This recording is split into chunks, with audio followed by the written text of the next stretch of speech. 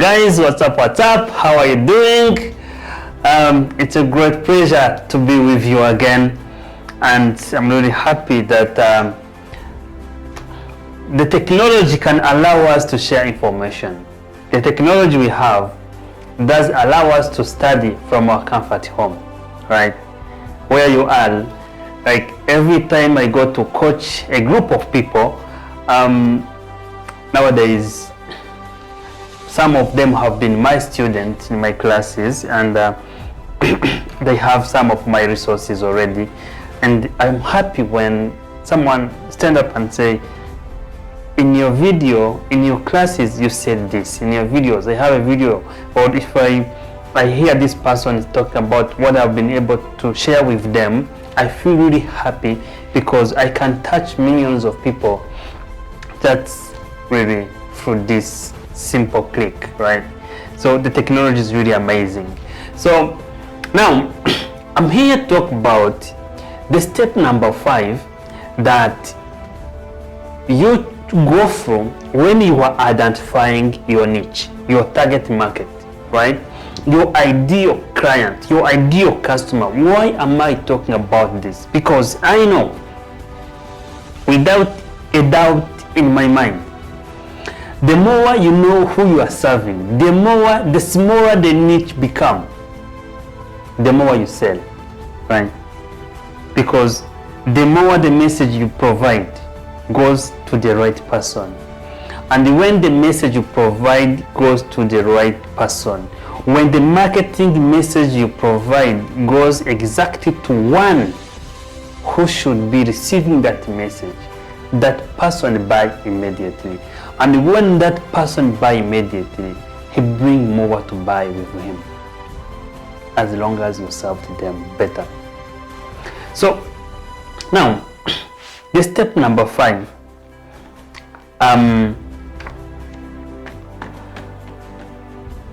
the step number 5 is basically identifying how your customers take the buying decision. There are 2 ways normally people take their buying decisions. They decide about whether to buy or not. There are 2 ways. Some people are emotional. They buy emotionally. They look at something, they love it, they buy. Like, I am one of those people. I have a brother that when we are thinking of going to buy something, and he's the one who likes to go into details, right? He likes to go into details. Who these products serve? Who are other people have maybe purchased this product? What are they talking about? And so he can take like 1 week studying about whether to buy that product or not. And I love it. That's very important because he end up making good decisions, right? And for me, I'm different because when I see something, I love it, I don't have to go through other calculations. I say, oh, I love it, I want this, right? That's who I am. I don't think I'm going to change. But so we are 2 kinds of customers in the market, right? So it's very important to identify who are your customers between those 2. Do they buy based on their emotions? Actually, when they see something they like, do they buy it immediately? If yes, have a website or a showroom that is very attractive, and make sure the payment option is so quick. If you have a website, make sure that payment, they put their card number there, they can pay on mobile money very quick, or they can call you and make payment immediately. Do that, right? If your customers like to first of all do research and see if your product has been able to help other people, and see the features of your product, see all the details, the benefit of each feature of your product. If those are your client, if those are your ideal client, then do that. Provide that. Make sure you have a platform where people can go and review your product. Give good feedback or bad feedback, because those all help. Make sure you provide enough information about your product, right? give more information, right, to serve those customers who like to do research before taking action to buy, right?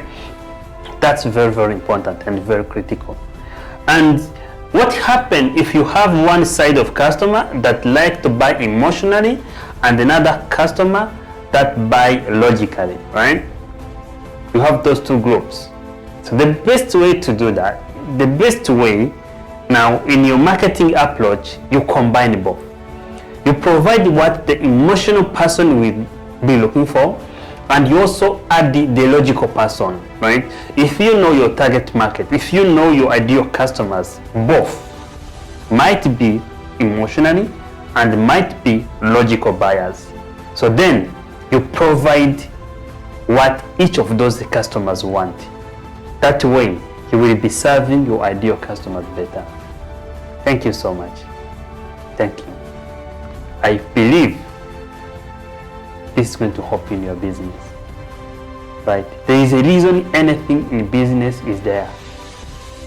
But the more we know the reason we do it, the more now we become better at marketing because we know what we are doing. So again, we are not doing this to manipulate, to bring motivation to our customers to buy from us. We are doing this with integrity. That it's the heart that's not money driven, but the heart that want to serve, that want to help the customer buy. Because we are no longer in those years that companies used to come, make big advertisement on TV to just bring people buy, get the product at the back. The competition is so high. Now, if we want to go through this competition, make it, we have to protect our words and communicate in a way that bring people to buy, but offer value in what we are selling. That's very important. Thank you so much.